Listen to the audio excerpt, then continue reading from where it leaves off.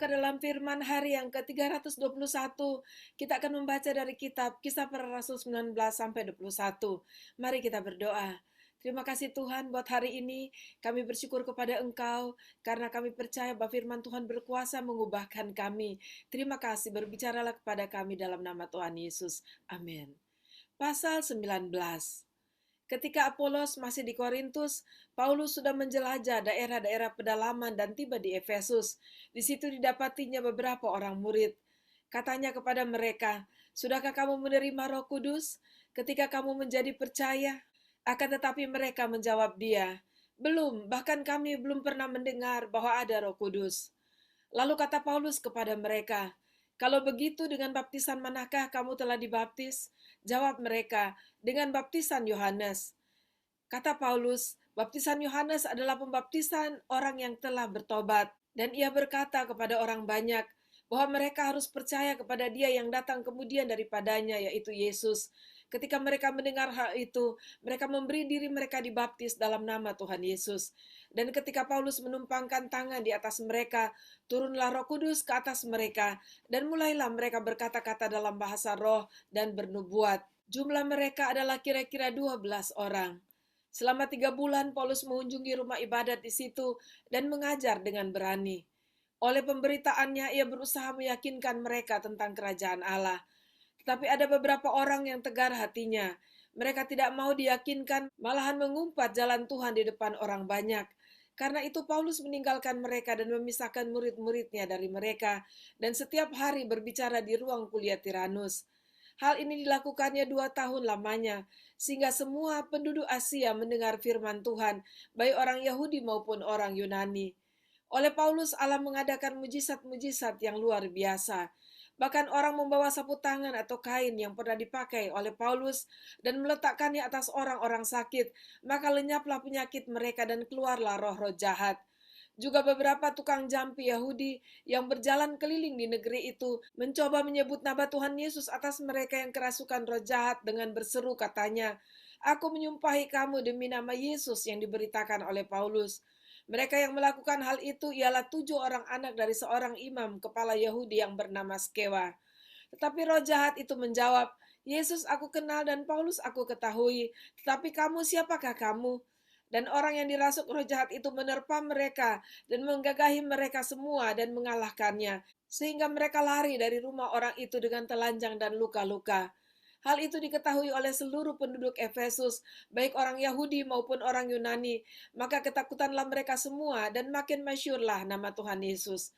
Banyak di antara mereka yang telah menjadi percaya, datang dan mengaku di muka umum bahwa mereka pernah turut melakukan perbuatan-perbuatan seperti itu. Banyak juga di antara mereka yang pernah melakukan sihir, mengumpulkan kitab-kitabnya lalu membakarnya di depan mata semua orang. Nilai kitab-kitab itu ditaksir 50.000 uang perak. Dengan jalan ini makin tersiarlah firman Tuhan dan makin berkuasa. Kemudian daripada semuanya itu, Paulus bermaksud pergi ke Yerusalem melalui Makedonia dan Akaya, katanya. Sesudah berkunjung ke situ, aku harus melihat Roma juga.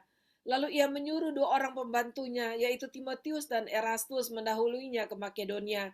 Tetapi ia sendiri tinggal beberapa lama lagi di Asia. Kira-kira pada waktu itu timbul huru-hara besar mengenai jalan Tuhan. Sebab ada seorang bernama Demetrius, seorang tukang perak yang membuat kuil-kuilan Dewi Artemis dari perak. Usahanya itu mendatangkan penghasilan yang tidak sedikit bagi tukang-tukangnya. Ia mengumpulkan mereka bersama-sama dengan pekerja-pekerja lain dalam perusahaan itu dan berkata, "Saudara-saudara, kamu tahu bahwa kemakmuran kita adalah hasil perusahaan ini. Sekarang kamu sendiri melihat dan mendengar bagaimana Paulus bukan saja di Efesus tapi juga hampir di seluruh Asia telah membujuk dan menyesatkan banyak orang dengan mengatakan bahwa apa yang dibuat oleh tangan manusia bukanlah dewa. Dengan jalan demikian, bukan saja perusahaan kita berada dalam bahaya untuk dihina orang, tetapi juga kuil Artemis, dewa besar itu, berada dalam bahaya untuk kehilangan artinya. Dan Artemis sendiri, Artemis yang disembah oleh seluruh Asia dan seluruh dunia yang beradab, akan kehilangan kebesarannya." Mendengar itu meluaplah amarah mereka. Lalu mereka berteriak-teriak katanya, "Besarlah Artemis, dewi orang Efesus." Seluruh kota menjadi kacau dan mereka ramai-ramai membanjiri gedung kesenian serta menyeret Gaius dan Aristarkus Keduanya orang Makedonia dan teman seperjalanan Paulus. Paulus mau pergi ke tengah-tengah rakyat itu, tetapi murid-muridnya tidak mengizinkannya. Bahkan beberapa pembesar yang berasal dari Asia yang bersahabat dengan Paulus mengirim peringatan kepadanya supaya ia jangan masuk ke gedung kesenian itu. Sementara itu orang yang berkumpul di dalam gedung itu berteriak-teriak, yang seorang mengatakan ini dan yang lain mengatakan itu. Sebab kumpulan itu kacau balau dan kebanyakan dari mereka tidak tahu untuk apa mereka berkumpul. Lalu seorang bernama Alexander didorong ke depan oleh orang-orang Yahudi. Ia mendapat keterangan dari orang banyak tentang apa yang terjadi. Segera ia memberi isyarat dengan tangannya dan mau memberi penjelasan sebagai pembelaan di depan rakyat itu. Tetapi ketika mereka tahu bahwa ia adalah orang Yahudi, berteriaklah mereka bersama-sama, kira-kira 2 jam lamanya. Besarlah Artemis, dewa orang Efesus. Akan tetapi panitera kota menenangkan orang banyak itu dan berkata, "Hai orang Efesus, siapakah di dunia ini yang tidak tahu bahwa kota Efesuslah yang memelihara baik kuil Dewi Artemis yang maha besar maupun patungnya yang turun dari langit? Hal itu tidak dapat dibantah. Karena itu hendaklah kamu tenang dan janganlah terburu-buru bertindak. Sebab kamu telah membawa orang-orang ini ke sini, walaupun mereka tidak merampok kuil Dewi kita dan tidak menghujat namanya. Jadi jika Demetrius dan tukang-tukangnya ada pengaduannya terhadap seseorang, bukankah ada sidang-sidang pengadilan dan ada gubernur? Jadi hendaklah kedua belah pihak mengajukan dakwaannya ke situ. Dan jika ada sesuatu yang lain yang kamu kehendaki, baiklah kehendakmu itu diselesaikan dalam sidang rakyat yang sah.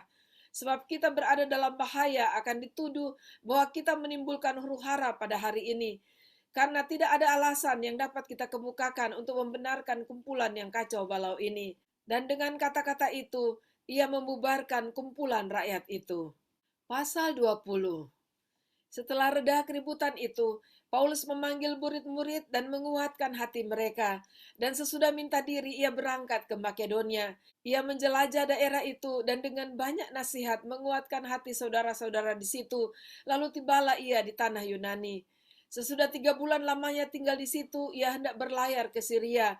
Tetapi pada waktu itu orang-orang Yahudi bermaksud membunuh dia.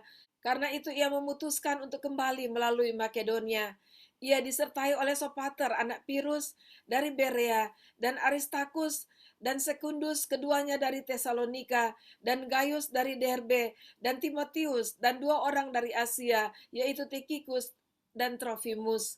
Mereka itu berangkat lebih dahulu dan menantikan kami di Troas. Tetapi sesudah hari raya roti tidak beragi, kami berlayar dari Filipi, dan 4 hari kemudian sampailah kami di Troas dan bertemu dengan mereka. Di situ kami tinggal 7 hari lamanya. Pada hari pertama dalam minggu itu ketika kami berkumpul untuk memecah-mecahkan roti, Paulus berbicara dengan saudara-saudara di situ, karena ia bermaksud untuk berangkat pada keesokan harinya. Pembicaraan itu berlangsung sampai tengah malam. Di ruang atas di mana kami berkumpul, dinyalakan banyak lampu. Seorang muda bernama Etikus duduk di jendela. Karena Paulus amat lama berbicara, orang muda itu tidak dapat menahan kantuknya. Akhirnya ia tertidur lelap dan jatuh dari tingkat ketiga ke bawah. Ketika ia diangkat orang, ia sudah mati. Tetapi Paulus turun ke bawah, ia merebahkan diri ke atas orang muda itu, mendekapnya dan berkata, "Jangan ribut sebab ia masih hidup." Setelah kembali di ruang atas, Paulus memecah-mecahkan roti lalu makan. Habis makan, masih lama lagi ia berbicara, sampai fajar menyingsing, kemudian ia berangkat. Sementara itu mereka mengantarkan orang muda itu hidup ke rumahnya, dan mereka semua merasa sangat terhibur. Kami berangkat lebih dahulu ke kapal dan berlayar ke Asos, dengan maksud untuk menjemput Paulus di situ, sesuai dengan pesannya, sebab ia sendiri mau berjalan kaki melalui darat. Ketika ia bertemu dengan kami di Asos, kami membawanya ke kapal, lalu melanjutkan pelayaran kami ke Metilene. Dari situ kami terus berlayar dan pada keesokan harinya kami berhadapan dengan Pulau Kios. Pada hari berikutnya kami menuju Samos dan sehari kemudian tibalah kami di Miletus. Paulus telah memutuskan untuk tidak singgah di Efesus, supaya jangan habis waktunya di Asia. Sebab ia buru-buru agar jika mungkin ia telah berada di Yerusalem pada hari raya Pentakosta. Karena itu ia menyuruh seorang dari Miletus ke Efesus dengan pesan supaya para penatua jemaat datang ke Miletus. Sesudah mereka datang berkatalah ia kepada mereka, Kamu tahu bagaimana aku hidup di antara kamu sejak hari pertama aku tiba di Asia ini. Dengan segala rendah hati aku melayani Tuhan. Dalam pelayanan itu, aku banyak mencucurkan air mata dan banyak mengalami pencobaan dari pihak orang Yahudi yang mau membunuh aku. Sungguh pun demikian, aku tidak pernah melalaikan apa yang berguna bagi kamu. Semua aku beritakan dan kuajarkan kepada kamu, baik di muka umum maupun dalam perkumpulan-perkumpulan di rumah kamu. Aku senantiasa bersaksi kepada orang-orang Yahudi dan orang-orang Yunani, supaya mereka bertobat kepada Allah dan percaya kepada Tuhan kita, Yesus Kristus. Tetapi sekarang sebagai tawanan roh, aku pergi ke Yerusalem dan aku tidak tahu apa yang akan terjadi atas diriku di situ. Selain daripada yang dinyatakan Roh Kudus dari kota ke kota kepadaku, bahwa penjara dan sengsara menunggu aku. Tetapi aku tidak menghiraukan nyawaku sedikit pun, asal saja aku dapat mencapai garis akhir dan menyelesaikan pelayanan yang ditugaskan oleh Tuhan Yesus kepadaku untuk memberi kesaksian tentang Injil kasih karunia Allah. Dan sekarang aku tahu bahwa kamu tidak akan melihat mukaku lagi, kamu sekalian yang telah kukunjungi untuk memberitakan kerajaan Allah. Sebab itu pada hari ini aku bersaksi kepadamu bahwa aku bersih, tidak bersalah terhadap siapapun yang akan binasa. Sebab aku tidak lalai memberitakan seluruh maksud Allah kepadamu. Karena itu jagalah dirimu dan jagalah seluruh kawanan, karena kamulah yang ditetapkan Roh Kudus menjadi penilik untuk mengembalakan jemaat Allah yang diperolehnya dengan darah anaknya sendiri. Aku tahu bahwa sesudah aku pergi, serigala-serigala yang ganas akan masuk ke tengah-tengah kamu dan tidak akan menyayangkan kawanan itu. Bahkan dari antara kamu sendiri akan muncul beberapa orang yang dengan ajaran palsu mereka berusaha menarik murid-murid dari jalan yang benar dan supaya mengikut mereka. Sebab itu berjaga-jagalah dan ingatlah bahwa aku 3 tahun lamanya, siang malam, dengan tiada berhenti-hentinya menasehati kamu masing-masing dengan mencucurkan air mata. Dan sekarang aku menyerahkan kamu kepada Tuhan dan kepada firman kasih karunia-Nya yang berusaha membangun kamu dan menganugerahkan kepada kamu bagian yang ditentukan bagi semua orang yang telah dikuduskannya. Perak atau emas atau pakaian tidak pernah aku ingini dari siapapun juga. Kamu sendiri tahu bahwa dengan tanganku sendiri aku telah bekerja untuk memenuhi keperluanku dan keperluan kawan-kawan seperjalananku. Dalam segala sesuatu telah kuberikan contoh kepada kamu, bahwa dengan bekerja demikian, kita harus membantu orang-orang yang lemah dan harus mengingat perkataan Tuhan Yesus, sebab ia sendiri telah mengatakan, adalah lebih berbahagia memberi daripada menerima. Sesudah mengucapkan kata-kata itu, Paulus berlutut dan berdoa bersama-sama dengan mereka semua. Maka menangislah mereka semua terseduh-seduh, dan sambil memeluk Paulus, mereka berulang-ulang mencium dia. Mereka sangat berduka cita, terlebih-lebih karena ia katakan bahwa mereka tidak akan melihat mukanya lagi. Lalu mereka mengantar dia ke kapal. Pasal 21. Sesudah perpisahan yang berat itu, bertolaklah kami dan langsung berlayar menuju Kos. Keesokan harinya sampailah kami di Rodos, dan dari situ kami ke Patara. Di Patara kami mendapat kapal yang hendak menyeberang ke Venesia. Kami naik kapal itu lalu bertolak. Kemudian tampak Siprus di sebelah kiri, tetapi kami melewatinya dan menuju ke Syria. Akhirnya tibalah kami di Tirus, sebab muatan kapal harus dibongkar di kota itu. Di situ kami mengunjungi murid-murid dan tinggal di situ 7 hari lamanya. Oleh bisikan roh, murid-murid itu menasihati Paulus supaya ia jangan pergi ke Yerusalem. Tetapi setelah lewat waktunya, kami berangkat meneruskan perjalanan kami. Murid-murid semua dengan istri dan anak-anak mereka mengantar kami sampai keluar kota, dan di tepi pantai kami berlutut dan berdoa. Sesudah minta diri kami naik ke kapal, dan mereka pulang ke rumah. Dari Tirus kami tiba di Ptolemais, dan di situ berakhirlah pelayaran kami. Kami memberi salam kepada saudara-saudara dan tinggal 1 hari di antara mereka. Pada keesokan harinya kami berangkat dari situ dan tiba di Kaisarea. Kami masuk ke rumah Filipus pemberita Injil itu, yaitu satu dari ke-7 orang yang dipilih di Yerusalem, dan kami tinggal di rumahnya. Filipus mempunyai 4 anak darah yang beroleh karunia untuk bernubuat. Setelah beberapa hari kami tinggal di situ, datanglah dari Yudea seorang nabi bernama Agabus. Ia datang pada kami lalu mengambil ikat pinggang Paulus. Sambil mengikat kaki dan tangannya sendiri ia berkata, demikianlah kata Roh Kudus, beginilah orang yang mempunyai ikat pinggang ini akan diikat oleh orang-orang Yahudi di Yerusalem dan diserahkan ke dalam tangan bangsa-bangsa lain. Mendengar itu kami bersama-sama dengan murid-murid di tempat itu meminta supaya Paulus jangan pergi ke Yerusalem. Tapi Paulus menjawab, mengapa kamu menangis dan dengan jalan demikian mau menghancurkan hatiku? Sebab aku ini rela bukan saja untuk diikat, tetapi juga untuk mati di Yerusalem oleh karena nama Tuhan Yesus. Karena ia tidak mau menerima nasihat kami menyerah dan berkata, jadilah kehendak Tuhan. Sesudah beberapa hari lamanya tinggal di Kaisaria, berkemaslah kami, lalu berangkat ke Yerusalem. Bersama-sama dengan kami turut juga beberapa murid dari Kaisaria. Mereka membawa kami ke rumah seorang yang bernama Manason. Ia dari Siprus dan sudah lama menjadi murid. Kami akan menumpang di rumahnya. Ketika kami tiba di Yerusalem, semua saudara menyambut kami dengan suka hati. Pada keesokan harinya pergilah Paulus bersama-sama dengan kami mengunjungi Yakobus. Semua penatua telah hadir di situ. Paulus memberi salam kepada mereka, lalu menceritakan dengan terperinci apa yang dilakukan Allah di antara bangsa-bangsa lain oleh pelayanannya. Mendengar itu, mereka memuliakan Allah. Lalu mereka berkata kepada Paulus, saudara lihatlah, beribu-ribu orang Yahudi telah menjadi percaya, dan mereka semua rajin memelihara hukum Taurat. Tetapi mereka mendengar tentang engkau, bahwa engkau mengajar semua orang Yahudi yang tinggal di antara bangsa-bangsa lain untuk melepaskan hukum Musa, sebab engkau mengatakan supaya mereka jangan menyunatkan anak-anaknya dan jangan hidup menurut adat istiadat kita. Jadi bagaimana sekarang? Tentu mereka akan mendengar bahwa engkau telah datang kemari. Sebab itu lakukanlah apa yang kami katakan ini. Di antara kami ada 4 orang yang bernasar. Bawalah mereka bersama-sama dengan engkau. Lakukanlah pentahiran dirimu bersama-sama dengan mereka dan tanggunglah biaya mereka sehingga mereka dapat mencukurkan rambutnya. Maka semua orang akan tahu bahwa segala kabar yang mereka dengar tentang engkau sama sekali tidak benar, melainkan bahwa engkau tetap memelihara hukum Taurat. Tetapi mengenai bangsa-bangsa lain yang telah menjadi percaya, sudah kami tuliskan keputusan-keputusan kami, yaitu mereka harus menjauhkan diri dari makanan yang dipersembahkan kepada berhala, dari darah, dari daging binatang yang mati dicekik, dan dari percabulan.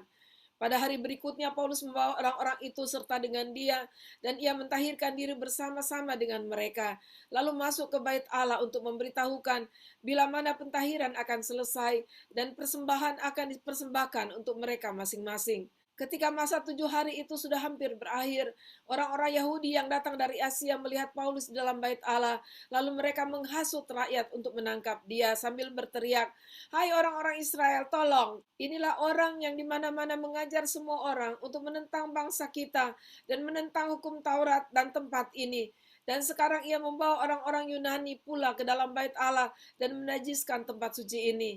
Sebab mereka telah melihat Trofimus dari Efesus sebelumnya bersama-sama dengan Paulus di kota, dan mereka menyangka bahwa Paulus telah membawa dia ke dalam bait Allah. Maka gemparlah seluruh kota dan rakyat datang berkerumun. Lalu menangkap Paulus dan menyeretnya keluar dari bait Allah, dan seketika itu juga semua pintu gerbang bait Allah itu ditutup.